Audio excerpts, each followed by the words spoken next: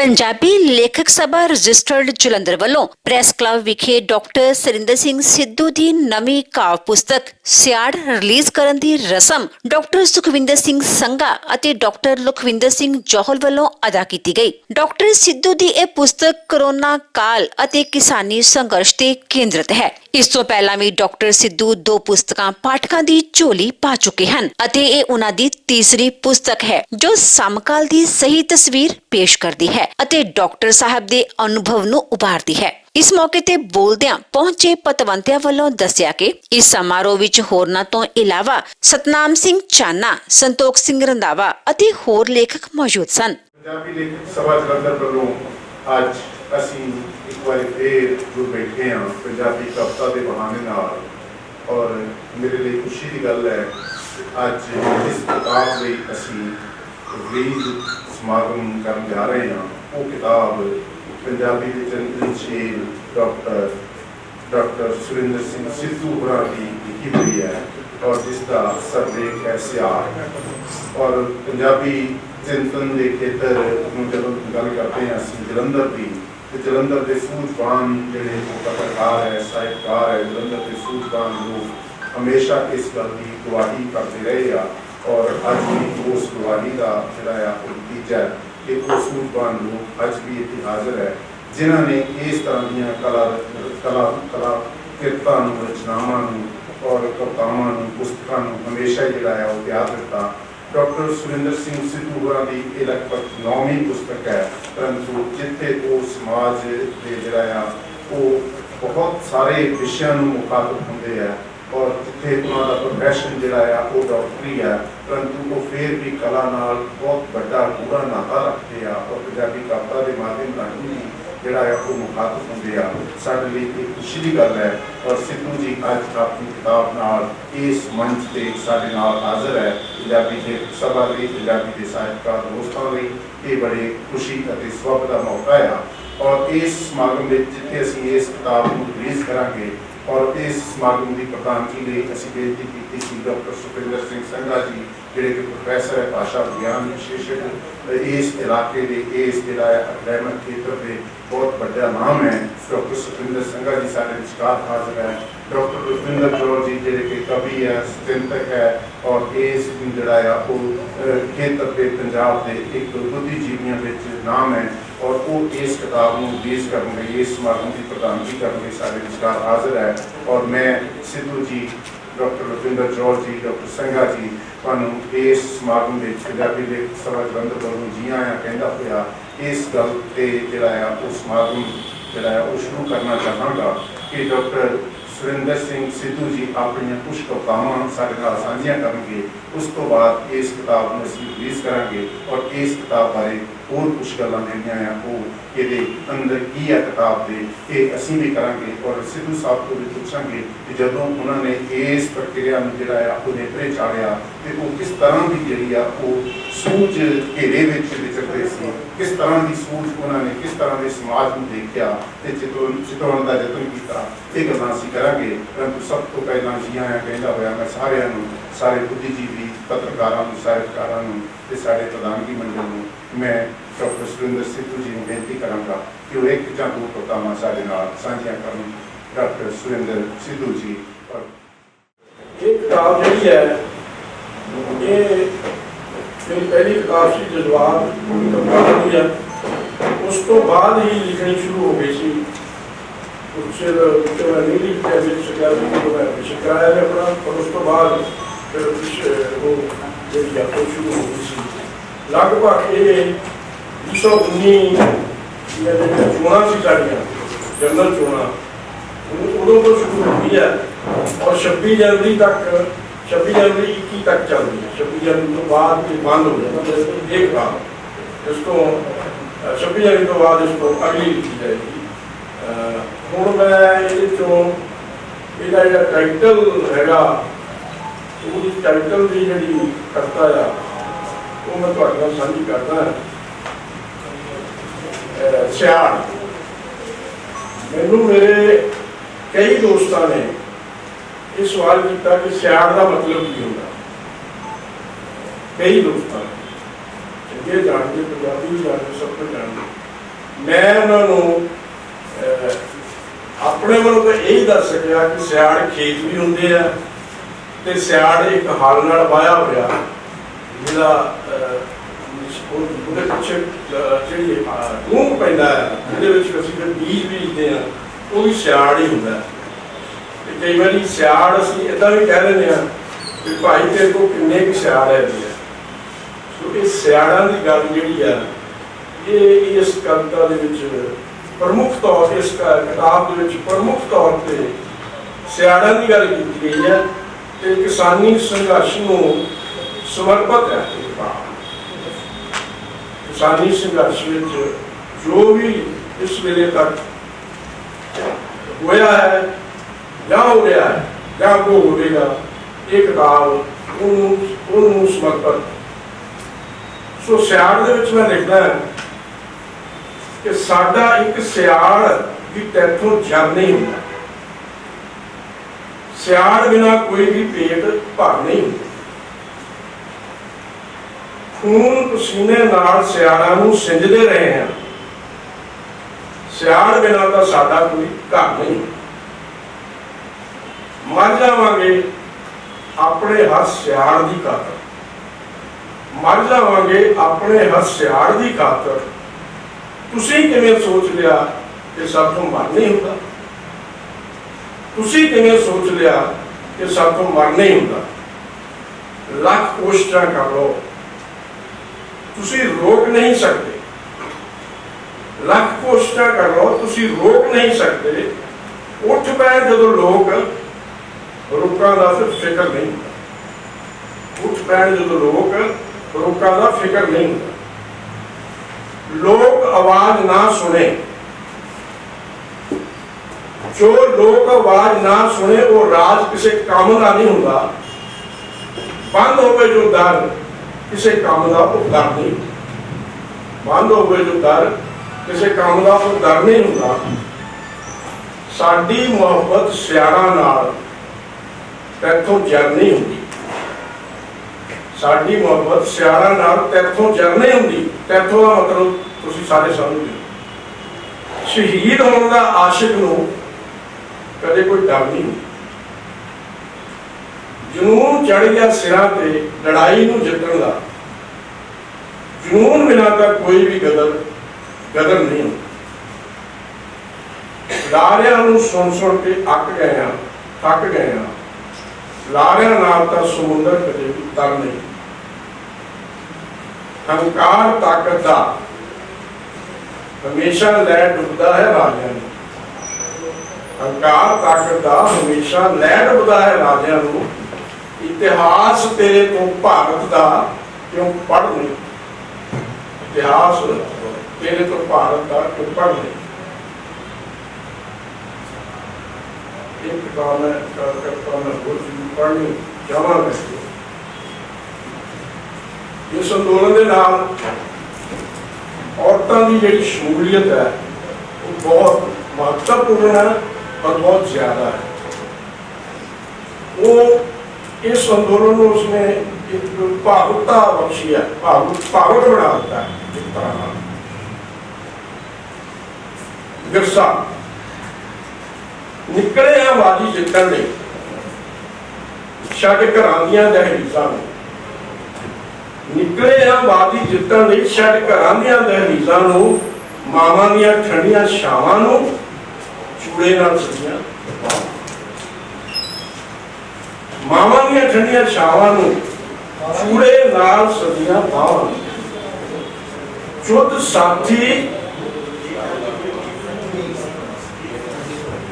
चुत साथी बन खुद पे हाँ कुछ करन लई जां मरन लई चुत साथी बन खुद पे हाँ कुछ करन लई जां मरन लई जित साडी यकीनी है असीं आए हाँ जित के जाणगे ਅਸੀਂ ਘਰਾਂ ਨੂੰ ਪਰਤਾਂਗੇ ਜਾਂ ਨਹੀਂ ਇਸ ਦੀ ਤਾਂ ਕੋਈ ਪਰਵਾਹ ਨਹੀਂ ਅਸੀਂ ਘਰਾਂ ਨੂੰ ਪਰਤਾਂਗੇ ਜਾਂ ਨਹੀਂ ਇਸ ਦੀ ਤਾਂ ਕੋਈ ਪਰਵਾਹ ਨਹੀਂ ਪਰ ਮਾਏ ਤੈਨੂੰ ਪਛਾਣ ਨਹੀਂ ਹੋਣਾ ਸਾਡਾ ਵਿਗੜਿਆ ਸੀਗਾ पर माए तेरे तो पहचान नहीं होना साडा बिगड़िया बिगड़िया चेहरा। मेरी विरासत नूं संभाल नहीं, रोनी ना, संभाल ले अपने चूड़े नूं, तोड़ी ना। तुर पई लाल चुन्नी लैके उधर नूं जिधरों मैं आया सी शहीद। माए अपनी पुत की शहीदी ते रोई ना।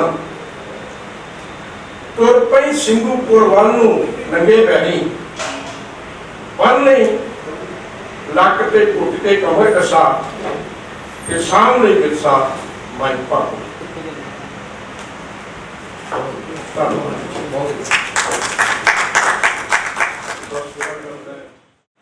सब तो पहला तो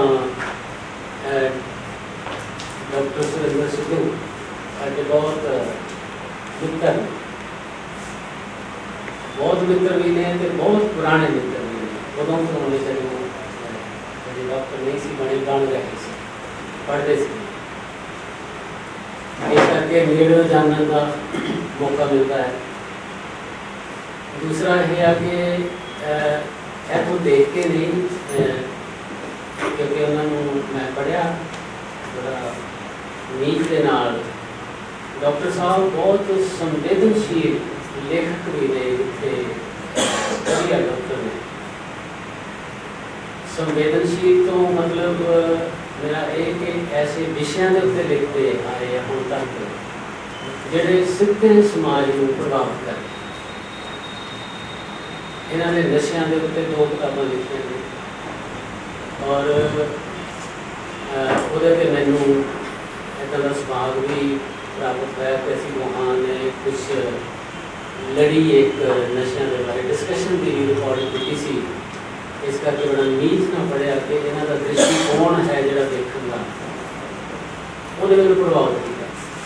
दूजा यह है कि किसानी के मसले, क्योंकि ये खेतों के विचों, ये सियाड़ दे विचों पैदा होए डॉक्टर ने, इंसान ने, और खेतों के नाल जुड़े हुए होने करके ही कितना किसान खुदकशियां नूं जिद्दां इन्होंने वाचिया बहुत नेड़े तो वो कारणों लभण की कोशिश की। वो भी बाकमाल है। मैं जे कोई साथी ने नहीं पढ़ी हो तो वो भी इन्हों की पुस्तक जी ना वो पढ़ने वाली है।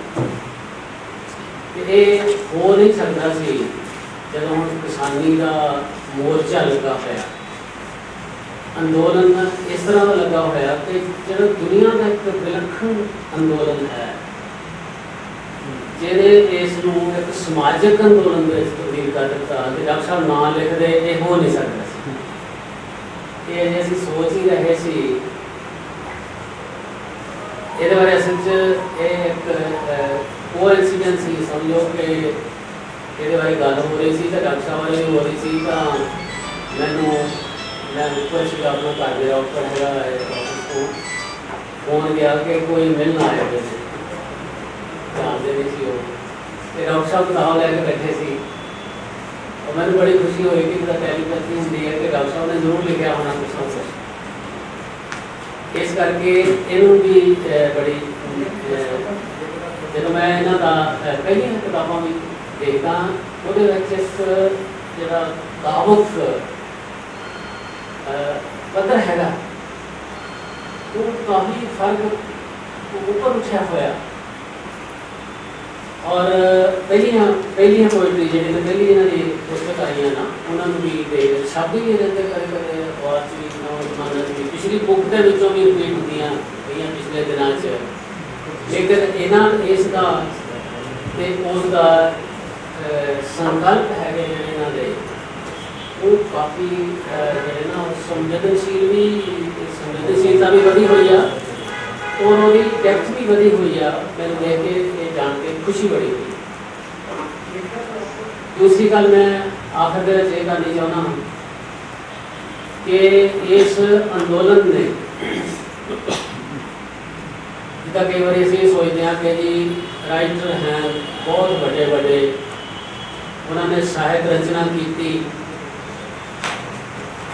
और कुछ रेवोल्यूशनरी लोग पैदा हुए, फिर मूवमेंट उठियाँ ਅਸਲ ਵਿੱਚ ਮੈਂ ਇਹਨੂੰ ਇਸ ਤਰ੍ਹਾਂ ਨਹੀਂ ਲੱਗਦਾ ਕਰਦਾ, ਕਿਉਂਕਿ ਮੈਂ ਦੇਖਦਾ ਹਾਂ ਜੋ ਮੈਂ ਪਿਛਲੇ ਸਮੇਂ 'ਚ ਬਾਅਦ ਕੀਤਾ, ਪੜ੍ਹਿਆ ਹਿਸਟਰੀ ਨੂੰ ਪੜ੍ਹਿਆ, ਕਿ ਪਹਿਲਾਂ ਮੂਵਮੈਂਟਾਂ ਹੀ ਉੱਠਦੀਆਂ ਉਹਦੇ ਵਿੱਚੋਂ ਸਾਹਿਤ ਦਾ, ਉਹਦੇ ਵਿੱਚੋਂ ਹੀ ਕਲਾ ਦੀਆਂ ਦੂਸਰੀਆਂ, ਉਹਦਾ ਰੋਲ ਕੀ ਆ ਕਿ ਫਿਰ ਉਸ ਸੰਘਰਸ਼ ਜਿਹੜਾ ਉੱਠਿਆ ਹੋਇਆ ਸੰਘਰਸ਼ ਹੁੰਦਾ ਉਹਨੂੰ ਪ੍ਰੋਪਰ ਗਾਈਡੈਂਸ ਤੇ ਉਹਨੂੰ ਸਸਟੇਨ ਕਰਨ ਦੇ ਵਿੱਚ ਜਿਹੜਾ ਰੋਲ ਹੈ ਨਾ ਸਾਹਿਤ ਦਾ, ਉਹਨੂੰ ਨੋਟ ਕਰਨ ਦੀ ਲੋੜ ਹੈਗੀ ਹੈ। ਫਿਰ ਉਹ ਡਾਮਾਡੋਲਤਾ ਤੋਂ ਬਚਾਉਣ ਦੀ ਜਿਹੜੀ ਉਹਦੀ ਹੈਗੀ ਹੈ ਕੁਆਇਦ ਹੈ ਸਾਹਿਤ ਦੀ, ਆਰਟ ਦੀ, ਉਹਨੂੰ ਨੇੜੇ ਤੋਂ ਅਸੀਂ ਅਬਜ਼ਰਵ ਕਰ ਸਕਦੇ ਹਾਂ। ਜਦੋਂ ਹੁਣ ਅਸੀਂ ਇਸ ਅੰਦੋਲਨ ਨੂੰ ਦੇਖ ਰਹੇ ਹਾਂ ਨਾ, ਉਹਦੇ 'ਚ ਮੈਂ ਦੋ ਐਗਜ਼ਾਮਪਲ ਦੇ ਰਹੀ ਹਾਂ ਕਿ ਇਸ ਦੌਰ ਦੇ ਵਿੱਚ ਥੋੜ੍ਹੇ ਮਹੀਨਿਆਂ ਵਿੱਚ ਜਿੰਨਾ ਸਾਹਿਤ, ਜਿੰਨੀ ਪੋਇਟਰੀ ਰਚੀ ਗਈ ਹੈ, ਔਰ ਇਸ ਦੌਰ ਦੇ ਵਿੱਚ ਜੇ ਕੁਛ ਵੀ ਨਹੀਂ ਤਾਂ 95% ਜ਼ਰੂਰ ਅੰਦੋਲਨ ਦੇ ਬਾਰੇ 'ਚ ਵੱਡੇ ਸਾਹਿਤਕਾਰ ਤੇ ਸਾਡੇ ਵਰਗੇ ਛੋਟੇ ਸਾਹਿਤਕਾਰ ਵੀ, ਚਾਹੇ ਉਹ ਪ੍ਰੋਜ਼ ਲਿਖਦੇ ਹੈ ਚਾਹੇ ਪੋਇਟਰੀ ਲਿਖਦੇ ਆ, ਤੇ ਜੇ ਅਜੇ ਕਿਸੇ ਨੇ ਨਹੀਂ ਲਿਖਿਆ ਤਾਂ ਜ਼ਰੂਰ ਲਿਖ ਰਿਹਾ ਕਿਸੇ ਲੰਬੇ ਕੰਮ 'ਚ ਪਿਆ ਹੋਇਆ ਹੋਣਾ। ਇਸ ਕਰਕੇ ਅੰਦੋਲਨ ਹੈ ਜਿਹੜਾ ਉਹ ਸਾਹਿਤ ਨੂੰ ਪੈਦਾ ਕਰਦਾ ਹੈ। ਮੈਂ ਬਹੁਤ ਧੰਨਵਾਦੀ ਹਾਂ ਸਾਰੀ ਪੰਜਾਬੀ ਲੇਖਕ ਸਭਾ ਦਾ ਜਲੰਧਰ ਵੱਲੋਂ, ਤੇ ਉਹਨਾਂ ਨੇ ਮੇਰੀ ਇਹ ਕਿਤਾਬ ਜਿਹੜੀ ਹੈ ਰਿਲੀਜ਼ ਕਰਨ ਵਿੱਚ ਮੇਰੀ ਮਦਦ ਕੀਤੀ ਹੈ, ਤੇ ਮੈਂ ਆਪਣੇ ਆਪ 'ਚ ਖੁਸ਼ੀ ਵੀ ਮਹਿਸੂਸ ਕਰਦਾ ਕਿ ਇੱਕ ਛੋਟੀ ਜਿਹੀ ਕਿਤਾਬ ਜਿਹੜੀ ਹੈ ਉਹ ਤੁਸੀਂ ਇੰਨਾ ਵੱਡਾ ਹੁੰਗਾਰਾ ਜਿਹੜਾ ਉਹ ਦੇ ਰਹੇ ਹੋ। ਇੱਥੇ ਸਮਾਜ ਔਰ ਦੇਸ਼ ਨੂੰ ਕੀ ਸੰਦੇਸ਼ ਹੈ? ਸਮਾਜ ਔਰ ਦੇਸ਼ ਲਈ ਕੀ ਸੰਦੇਸ਼ ਹੈ? ਇਸ ਵੇਲੇ ਸੰਦੇਸ਼ ਇਹੀ ਹੈ ਕਿ ਜੋ ਸਾਡਾ ਕਿਸਾਨ ਸੰਘਰਸ਼, ਕਿਸਾਨ ਅੰਦੋਲਨ ਚੱਲ ਰਿਹਾ ਹੈ, ਸਾਨੂੰ ਉਹਦੇ ਪੱਖ ਦੇ ਵਿੱਚ, ਉਹਦੇ ਹੱਕ ਦੇ ਵਿੱਚ ਖੜੇ ਹੋਣਾ ਚਾਹੀਦਾ। ਤੁਹਾਡੀ ਕਿਤਾਬ ਕੀ ਮੈਸੇਜ ਦਿੰਦੀ ਹੈ? ਮੇਰੀ ਕਿਤਾਬ ਵੀ ਇਹੀ ਮੈਸੇਜ ਦਿੰਦੀ ਹੈ। ਮੇਰੀ ਕਿਤਾਬ ਮੋਟੇ ਤੌਰ 'ਤੇ ਕਹਿ ਲਓ ਇਹੀ ਮੈਸੇਜ ਦਿੰਦੀ ਹੈ। ਇਹ ਸੰਘਰਸ਼ ਜਿਹੜਾ ਹੈ ਇਹ ਸਾਡਾ ਆਖਰੀ ਸੰਘਰਸ਼ ਹੋਏਗਾ। ਜੇ ਅਸੀਂ ਇਹ ਸੰਘਰਸ਼ ਹਾਰ ਜਾਵਾਂਗੇ ਜਾਂ ਪਿੱਛੇ ਆ ਜਾਵਾਂਗੇ, ਫਿਰ ਅਸੀਂ ਹੋ ਸਕਦਾ ਆਉਣ ਵਾਲੇ ਕਾਫੀ ਸਮੇਂ ਤੱਕ ਸੰਘਰਸ਼ ਨਾ ਕਰ ਸਕੀਏ ਕਿਸੇ ਤਰ੍ਹਾਂ ਦਾ ਵੀ। ਹੁਣ ਤੱਕ ਕਿੰਨੀਆਂ ਕਿਤਾਬਾਂ ਤੁਸੀਂ ਲਿਖ ਚੁੱਕੇ? ਮੇਰੀ ਇਹ 9ਵੀਂ ਕਿਤਾਬ ਹੈ, ਕਵਿਤਾਵਾਂ ਦੀ ਤੀਸਰੀ ਹੈ, ਤੇ ਮੈਂ ਜਿਵੇਂ ਮੈਨੂੰ ਕਿਹਾ ਹੀ ਹੈ ਕਿ ਮੇਰੀ ਕਵਿਤਾ ਵਿੱਚ ਥੋੜ੍ਹਾ ਨਿਖਾਰ ਆ ਰਿਹਾ, ਤੇ ਹੋ ਸਕਦਾ ਮੈਂ ਛੇਤੀ ਇੱਕ ਹੋਰ ਕਿਤਾਬ ਵੀ ਲਿਖ ਸਕਾਂ। ਤੁਹਾਡੀ ਸਭ ਤੋਂ ਪਹਿਲੀ ਬੁੱਕ ਤੁਸੀਂ ਕਿਹੜੇ ਈਅਰ ਦੇ ਵਿੱਚ ਰਿਲੀਜ਼ ਕੀਤੀ ਸੀ? ਮੇਰੀ 2008 ਦੇ ਵਿੱਚ ਸੀ। ਕੀ ਨਾਮ ਸੀ? ਨਸ਼ੇ ਕਾਰਨ ਤੇ ਇਲਾਜ, 2008। ਸਰ ਜਿਹੜੀ ਤੁਸੀਂ ਅੱਜ ਕਿਤਾਬ ਲਿਖੀ ਹੈਗੀ ਇਹਦਾ ਨਾਮ ਜਿਹੜਾ ਹੈਗਾ ਸਿਆੜ, ਮੈਂ ਇਹਦੇ ਬਾਰੇ ਕੁਝ ਦੱਸ ਦਿਓ ਤੇ ਕੁਝ ਲਾਈਨਾਂ ਬੋਲ ਦਿਓ ਸਾਡੇ ਕੋਲ। ਸਿਆੜ ਇੱਕ ਖੇਤ ਵੀ ਹੁੰਦਾ, ਸਿਆੜ ਜ਼ਮੀਨ ਵੀ ਹੁੰਦੀ ਹੈ, ਤੇ ਸਿਆੜ ਉਹ ਵੀ ਨਿਸ਼ਾਨ ਹੁੰਦਾ ਜਿਹੜਾ ਅਸੀਂ ਹਲ ਨਾਲ ਪਾਉਂਦੇ ਹਾਂ ਜਾਂ ਟਰੈਕਟਰ ਨਾਲ ਪਾਉਂਦੇ ਹਾਂ, ਜਿਸ 'ਚ ਬਾਅਦ 'ਚ ਬੀਜ ਬੀਜਿਆ ਜਾਂਦਾ। ਉਹ ਸਿਆੜਾਂ ਦੀ ਰਾਖੀ ਹੈ। ਇਹ ਜਿਹੜੀ ਇਹ ਸਾਰਾ ਸੰਘਰਸ਼ ਜਿਹੜਾ ਆ ਇਹ ਸਿਆੜਾਂ ਦੀ ਰਾਖੀ ਲਈ ਹੀ ਕੀਤਾ ਜਾ ਰਿਹਾ। ਸੋ ਇਹ ਸਿਆੜ ਇਹਨਾਂ ਕਵਿਤਾਵਾਂ ਵਿੱਚ ਇੱਕ ਵਾਰੀ ਨਹੀਂ ਆਉਂਦਾ, ਇੱਕ ਕਵਿਤਾ ਹੀ ਦਾ ਟਾਈਟਲ ਹੀ ਸਿਆੜ ਹੈ, ਕਿਤਾਬ ਦਾ ਵੀ ਟਾਈਟਲ ਸਿਆੜ ਹੈ। ਸਿਆੜ ਜਿਹੜਾ ਹੈ ਇਹਨਾਂ ਕਵਿਤਾਵਾਂ ਵਿੱਚ ਬਹੁਤ ਜਗ੍ਹਾ ਹੁੰਦਾ ਹੈ, ਕਿਉਂਕਿ ਅਸੀਂ ਸਿਆੜਾਂ 'ਚੋਂ ਪੈਦਾ ਹੋਏ ਹਾਂ। ਅਸੀਂ ਸਿਆੜਾਂ ਵਿੱਚ ਆਪਣੇ ਜਿਹੜੀਆਂ ਬੀਜਦੇ ਰਹੇ ਹਾਂ, ਫਸਲਾਂ ਉਗਾਉਂਦੇ ਰਹੇ ਹਾਂ, ਅਸੀਂ ਵੀ ਉੱਥੇ ਹੀ ਪੈਦਾ ਹੋਏ ਹਾਂ। ਇਸ ਕਰਕੇ ਕਿਤਾਬ ਦਾ ਨਾਮ ਵੀ ਸਿਆੜ ਹੀ ਰੱਖਿਆ। ਠੀਕ ਹੈ, ਥੈਂਕ ਯੂ ਸਰ। ਸਭ ਤੋਂ ਪਹਿਲਾਂ ਮੁਬਾਰਕਬਾਦ ਦਿੰਦੀ ਹਾਂ ਡਾਕਟਰ ਸਿੱਧੂ ਨੂੰ ਕਿ ਇਸ ਵੇਲੇ ਬਹੁਤ ਵੱਡੀ ਲੋੜ ਸੀ, ਕਿਉਂਕਿ ਹਮੇਸ਼ਾ ਤੋਂ ਅਸੀਂ ਦੇਖਦੇ ਆਏ ਕਿ ਜਦੋਂ ਸਾਹਿਤ ਤੇ ਸਮਾਜ ਦੇ ਰਿਸ਼ਤੇ ਦੀ ਗੱਲ ਕਰਦੇ ਹਾਂ ਤਾਂ ਅਸੀਂ ਦੇਖਦੇ ਹਾਂ ਕਿ ਜਦੋਂ ਵੀ ਲੋਕ ਲਹਿਰਾਂ ਚੱਲਦੀਆਂ ਉਹਨਾਂ ਦੇ ਵਿੱਚੋਂ ਬੜਾ ਨਿੱਘਰ ਤੇ ਇਨਕਲਾਬੀ ਸਾਹਿਤ ਨਿਕਲਦਾ ਆ। ਔਰ ਇਸ ਵੇਲੇ ਕਿਸਾਨ ਅੰਦੋਲਨ ਨਾਲ ਸੰਬੰਧਿਤ ਵੀ ਜਿਹੜਾ ਲੋਕਾਂ ਦੇ ਧੁਰ ਅੰਦਰੋਂ ਸਾਹਿਤ ਜਿਹੜਾ ਹੈ ਉਹ ਨਿਕਲ ਰਿਹਾ ਆ। ਔਰ ਉਸੇ ਲੜੀ ਦੇ ਵਿੱਚ ਜਿਹੜੀ ਇਹ ਕਿਤਾਬ ਹੈ, ਔਰ ਇਹ ਕਿਤਾਬ ਇਸ ਕਰਕੇ ਵੀ ਜ਼ਿਆਦਾ ਅਨਮੋਲ ਹੈ ਕਿਉਂਕਿ ਮੇਰਾ ਆਪਣਾ ਜਿਹੜਾ ਨਜ਼ਰੀਆ ਸੀ, ਮੈਂ ਸੋਚਦੀ ਹੁੰਦੀ ਸੀ ਕਿ ਮੈਡੀਕਲ ਸਾਇੰਸ ਵਾਲੇ ਲੋਕ ਜਿਹੜੇ ਆ ਇਹ ਸਿਰਫ ਜਿਸਮਾਂ ਦੀ ਬਾਹਰੋਂ ਹੀ ਚੀਰ ਫਾੜ ਕਰਨ ਵਾਲੇ ਹੁੰਦੇ ਆ। ਮੈਨੂੰ ਇਹ ਨਹੀਂ ਸੀ ਪਤਾ ਕਿ ਦਿਲ ਦੀਆਂ ਡੂੰਘਾਈਆਂ ਤੱਕ ਪਹੁੰਚ ਕੇ ਜਿਹੜਾ ਹੈ ਉਸ ਦਰਦ ਨੂੰ ਮਹਿਸੂਸ ਕਰਨ ਵਾਲੇ ਲੋਕ ਵੀ ਹੈ ਇਸ ਦੁਨੀਆ 'ਤੇ।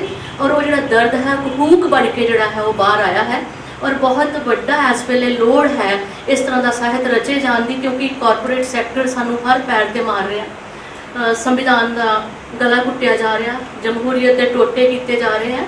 ਔਰ ਇਸ ਦੌਰ ਦੇ ਵਿੱਚ ਅਸੀਂ ਸਾਰੇ ਜਿਹੜੇ ਮਾਨਵ ਹਿਤੈਸ਼ੀ ਲੋਕ ਹਾਂ, ਇਸ ਹਾਲਾਤ ਤੇ ਸਾਨੂੰ ਚਿੰਤਤ ਵੀ ਹਾਂ ਅਸੀਂ ਔਰ ਚਿੰਤਨਸ਼ੀਲ ਵੀ ਹਾਂ, ਔਰ ਉਸੇ ਚਿੰਤਾ ਦੇ ਵਿੱਚੋਂ ਹੀ ਇਹ ਕਿਤਾਬ ਨਿਕਲੀ ਹੈ। ਔਰ ਇਹਨਾਂ ਦੀ ਜਿਹੜੀ ਵਿਚਾਰਧਾਰਕ ਪ੍ਰਤੀਬੱਧਤਾ ਹੈ, ਇਹਨਾਂ ਦੀ ਪੁਖਤਗੀ ਜਿਹੜੀ ਹੈ ਖਿਆਲਾਂ ਦੀ, ਮੈਂ ਉਹਨੂੰ ਸਲਾਮ ਕਰਦੀ ਹਾਂ। ਸੱਚਮੁੱਚ ਸਰਸਵਤੀ ਇਹਨਾਂ ਤੇ ਮਿਹਰਬਾਨ ਹੈ। ਭਾਸ਼ਾ ਦੇ ਪੱਖੋਂ ਵੀ, ਵਿਸ਼ੇ ਦੇ ਪੱਖੋਂ ਵੀ ਕਿਤਾਬ ਜਿਹੜੀ ਹੈ ਖਾਸ ਮੁਹਾਰਤ ਰੱਖਦੀ ਹੈ। ਔਰ ਮੈਂ ਦੁਆ ਕਰਦੀ ਹਾਂ ਕਿ ਇਹਨਾਂ ਦੀ ਕਲਮ ਹਮੇਸ਼ਾ ਹਨੇਰਿਆਂ ਨੂੰ ਚੀਰਨ ਦੇ ਆਹਰ 'ਚ ਨਵੀਂ ਸਮੇਤ ਦੀ ਬਾਤ ਪਾਉਂਦੀ ਰਹੇ। ਸਰ, ਜਿਸ ਲੈ ਕੇ ਤੁਸੀਂ ਜਿਸ ਵਿਚਾਰਧਾਰਾ ਨੂੰ ਲੈ ਕੇ, ਜਿਸ ਸੁਪਨੇ ਨੂੰ ਲੈ ਕੇ ਤੁਸੀਂ ਤੁਰੇ ਹੋ, ਜਿਹੜੀ ਤੁਸੀਂ ਹੁਣੇ ਆਪਣੀ ਸਟੇਟਮੈਂਟ 'ਚ ਵੀ ਗੱਲ ਕੀਤੀ ਹੈ ਕਿ ਇਹ ਜਿਹੜਾ ਅੰਦੋਲਨ ਹੈ ਦਾ ਜਿੱਤਣਾ ਬਹੁਤ ਲਾਜ਼ਮ ਹੈ, ਕਿਉਂਕਿ ਜੇ ਅਸੀਂ ਹਾਰ ਜਾਂਦੇ ਹਾਂ ਤੇ ਜਿਹੜੇ ਹਾਕਮ ਜਮਾਤ ਦੇ ਮਨਸੂਬੇ ਹੈ ਉਹ ਬਹੁਤ ਖਤਰਨਾਕ ਹੈ। ਔਰ ਜੇ ਸਾਨੂੰ ਡਟ ਕੇ ਜਿਹੜਾ ਇਸ ਅੰਦੋਲਨ ਦੀ ਹਮਾਇਤ ਤੇ ਖੜੇ ਹੋਣਾ ਚਾਹੀਦਾ। ਔਰ ਹਰ ਬੰਦਾ ਜਿਹੜਾ ਹੈ ਆਪਣੇ ਆਪਣੇ ਲੈਵਲ ਤੇ ਯਤਨਸ਼ੀਲ ਹੈ, ਕਲਮ ਦੇ ਯੋਧੇ ਕਲਮ ਦੇ ਨਾਲ, ਔਰ ਹਰ ਬੰਦਾ ਜਿਹੜਾ ਹੈ ਆਪਣੇ ਤਰੀਕੇ ਨਾਲ ਯੋਗਦਾਨ ਪਾ ਰਿਹਾ। ਸ਼ੁਕਰੀਆ ਬਹੁਤ ਬਹੁਤ ਮਿਹਰਬਾਨੀ ਮੈਂ ਮੈਡਮ ਆਪਣਾ, ਨਵਜੋਤ ਕੌਰ ਜੀ। ਹੁਣ ਮੈਂ ਬੇਨਤੀ ਕਰਾਂਗਾ ਡਾਕਟਰ ਸੁਖਵਿੰਦਰ ਸਿੰਘ ਸੰਘਾਪੁਰਾ ਨੂੰ, ਉਹ ਆਪਣੇ ਵਿਚਾਰ ਜਿਹੜੇ ਆ ਉਹ ਸਾਂਝੇ ਕਰਨ। मंडल में बैठे मेरे बहुत ही सत्कारयोग Satnam Jana ji, doctor Jawahar ji, Surendra Sidhu ji, doctor Kumar ji, principal madam Navjot ji, and मेरे विद्यार्थी अमरिंदर जवाहर जी। सब तो पहला तो मैं सुरेंद्र सिद्धू ਨੂੰ ਉਹਨਾਂ ਦੀ ਇਸ ਕਿਤਾਬ ਤੇ ਬਹੁਤ ਹੀ ਮੁਬਾਰਕਬਾਦ ਪੇਸ਼ ਕਰਦਾ ਹੈਗਾ, ਔਰ ਨਾਲ ਹੀ ਕੇਂਦਰੀ ਲੇਖਕ ਸਭਾ ਦਾ ਇਸ ਵੱਲੋਂ ਧੰਨਵਾਦੀ ਹਾਂ ਕਿ ਉਹਨਾਂ ਨੇ ਮੈਨੂੰ ਪ੍ਰਧਾਨਗੀ ਮੰਡਲ ਵਿੱਚ ਸ਼ਾਮਲ ਕਰਨ ਦਾ ਮੌਕਾ ਦਿੱਤਾ ਹੈ। ਗੱਲਾਂ ਕੁਛ ਮੈਂ ਇੱਕ ਦੋ ਗੱਲਾਂ ਕਰਾਂ ਕਿਉਂਕਿ ਬਹੁਤਾ ਹੁਣ ਸਮਾਂ ਸਾਡੇ ਕੋਲ ਨਹੀਂ ਹੈ। ਜਦੋਂ ਅਸੀਂ ਸਾਹਿਤ ਦੀ ਗੱਲ ਕਰਦੇ ਹਾਂ, ਕਵਿਤਾ ਦੀ ਗੱਲ ਕਰਦੇ ਹਾਂ, ਕੁਛ ਗੱਲਾਂ ਚਾਹਨਾ ਉਹਨਾਂ ਨੇ ਕੀਤੀਆਂ ਸੀਗੀਆਂ ਕਿ ਜਦੋਂ ਸਾਹਿਤ ਜਾਂ ਕਵਿਤਾ ਸਮਕਾਲ ਨਾਲ ਜੁੜ ਜਾਂਦਾ ਹੈਗਾ, ਸਮਕਾਲ ਦੇ ਸਨਮੁਖ ਹੁੰਦਾ, ਤੇ ਉਹਦੇ ਵਿੱਚ ਬੇਤਰਾਪਣ, ਹਲਕਾਪਣ ਆਉਣ ਦੀ ਸੰਭਾਵਨਾ ਵੱਧ ਜਾਂਦੀ ਹੈ।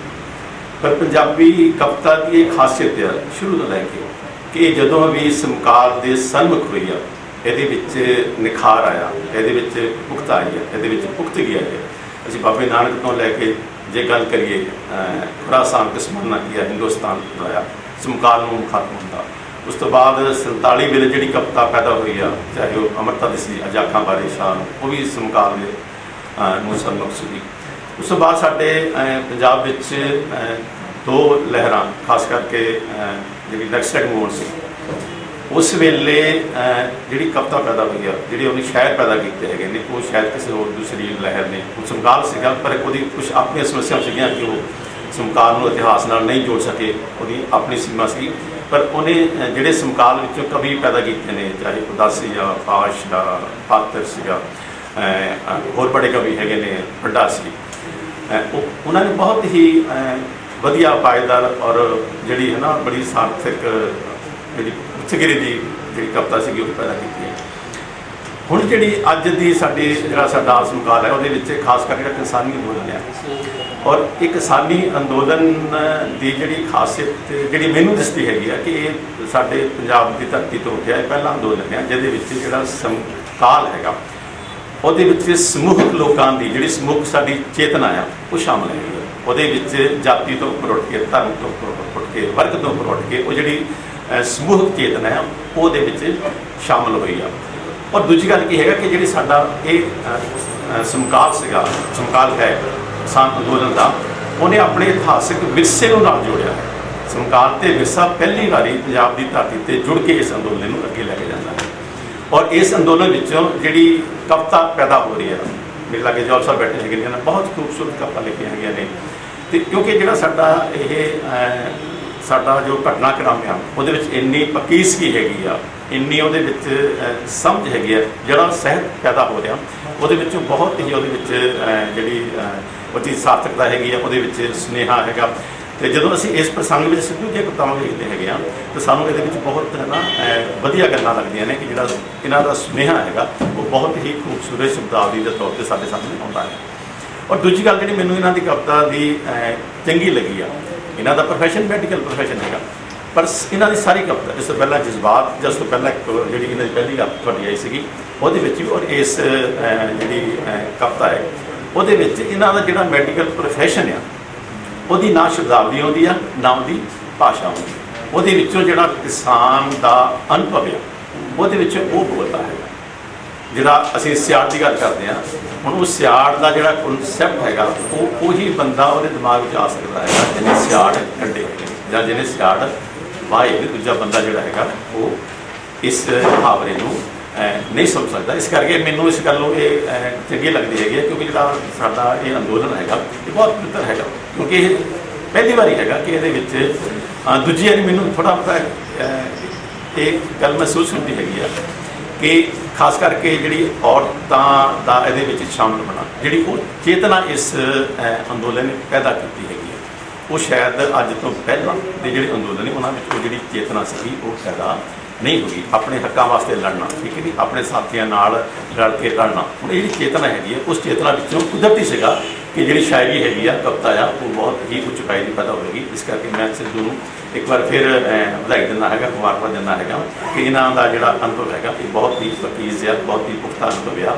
ਕਿਉਂਕਿ ਸਾਡੇ ਸਮਾਜ ਵਿੱਚ ਜੋ ਵਾਪਰਿਆ ਉਹਦੇ ਵਿੱਚੋਂ ਬਹੁਤ ਸੰਵੇਦਨਸ਼ੀਲ ਬੰਦੇ ਜਿਹੜੇ ਹੈਗੇ ਨੇ ਉਹ ਬਹੁਤ ਹੀ ਸੰਵੇਦਨਮਈ ਜਿਹੜੀ ਕਵਿਤਾ ਹੈਗੀ ਆ ਉਹ ਰਚ ਰਹੇ ਨੇ। ਇੱਕ ਵਾਰ ਫਿਰ ਮੈਂ ਸਿਆੜ ਵਾਸਤੇ ਇਹਨਾਂ ਨੂੰ ਬਹੁਤ ਬਹੁਤ ਮੁਬਾਰਕਬਾਦ। ਮੇਰਾ ਨਿੱਜੀ ਅੱਜ ਅਸੀਂ ਕਵਿਤਾ ਦੇ ਬਹਾਨੇ ਨਾਲ ਸਮਾਜ ਦੀਆਂ ਅਤੇ ਅੰਦੋਲਨ ਦੀਆਂ ਗੱਲਾਂ ਵੀ ਕਰ ਰਹੇ ਹਾਂ। ਇਹ ਬਹੁਤ ਖੁਸ਼ੀ ਦੀ ਗੱਲ ਹੈ ਕਿ ਸਮਾਜ ਜਿਸ ਪਾਸੇ ਨੂੰ ਜਾ ਰਿਹਾ ਅਤੇ ਸਾਡੀ ਰਾਜਨੀਤੀ, ਸਾਡੀ ਸੱਤਾ ਜਿਸ ਪਾਸੇ ਨੂੰ ਜਾ ਰਹੀ ਹੈ ਉਹਦੇ ਬਾਰੇ ਸਾਡੇ ਬੁੱਧੀਜੀਵੀ, ਸਾਡੇ ਚਿੰਤਕ, ਸਾਡੇ ਕਵੀ ਪੂਰੇ ਸਜਗ ਨੇ।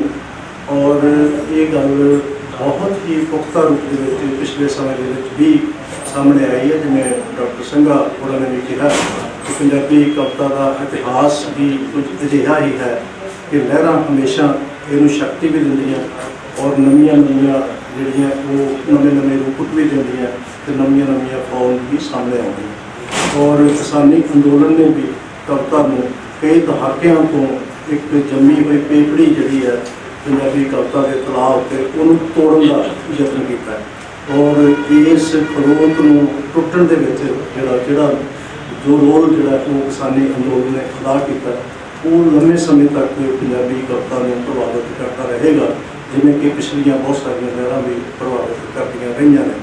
ਔਰ ਇਸ ਆਸ ਨਾਲ, ਕਿਉਂਕਿ ਹਮੇਸ਼ਾ ਹੀ ਜਿਹੜਾ ਉਹ ਸਾਹਿਤ ਦਾ ਜੋ ਮੁੱਖ ਤੌਰ 'ਤੇ ਉਦੇਸ਼ ਹੁੰਦਾ ਉਹ ਸੁਨੇਹਾ ਹੁੰਦਾ, ਉਹ ਵਿਚਾਰ ਹੁੰਦਾ।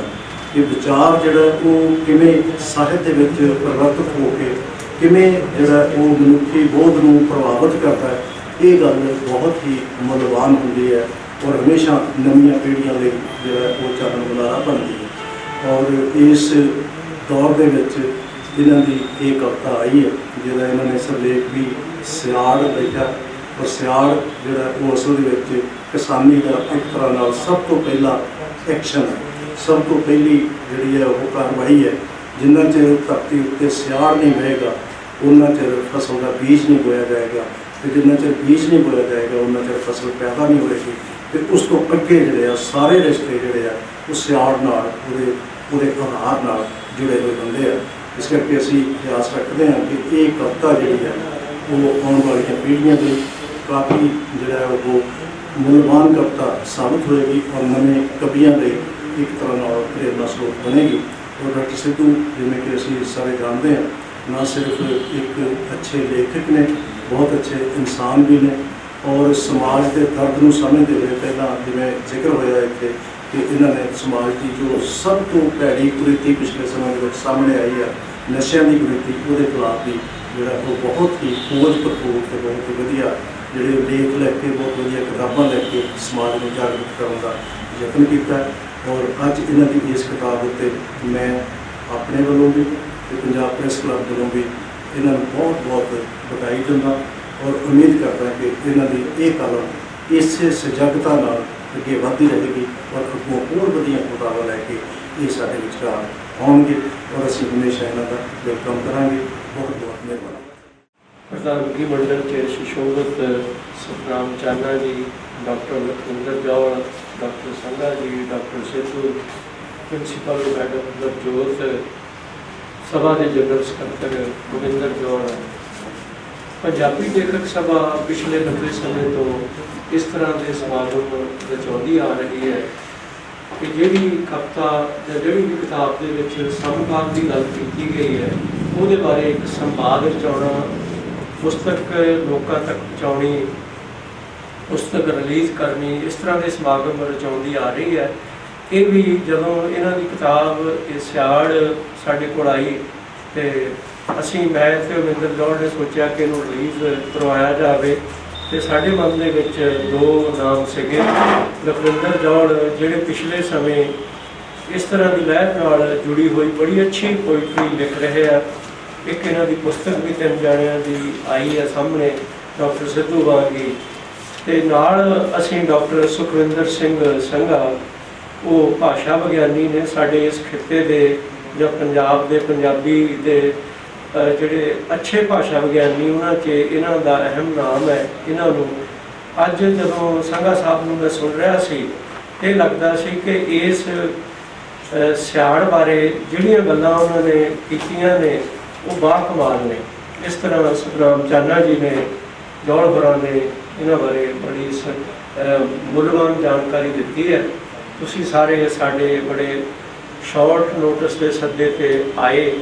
ਜਿਹੜੇ ਵੀ ਦੋਸਤ ਮਿੱਤਰ ਪ੍ਰੈਸ ਵਾਲੇ ਹੋਰ ਆਏ, ਸਾਡੇ ਮਿੱਤਰ ਬੜੀ ਦੇਰ ਬਾਅਦ ਸੰਤੋਖ ਸਿੰਘ ਹੋਰੀ, ਅੱਜ ਉਹਨਾਂ ਨਾਲ ਮੁਲਾਕਾਤ ਹੋਈ ਹੈ। ਇਹ ਆਏ ਮੈਡਮ ਨਵਜੋਤ ਹੋਰੀ, ਬੇਸ਼ੱਕ ਥੋੜਾ ਲੇਟ ਹੋ ਗਿਆ ਪਰ ਆ ਕੇ ਸ਼ਾਮਲ ਹੋਏ ਆ। ਹਾਂ, ਡਾਕਟਰ ਰੰਧਾਵਾ ਵੀ ਆਏ ਨੇ। ਤੇ ਇਹਨਾਂ ਸਾਰਿਆਂ ਦਾ ਬਹੁਤ ਬਹੁਤ ਧੰਨਵਾਦ, ਸ਼ੁਕਰੀਆ ਜੀ।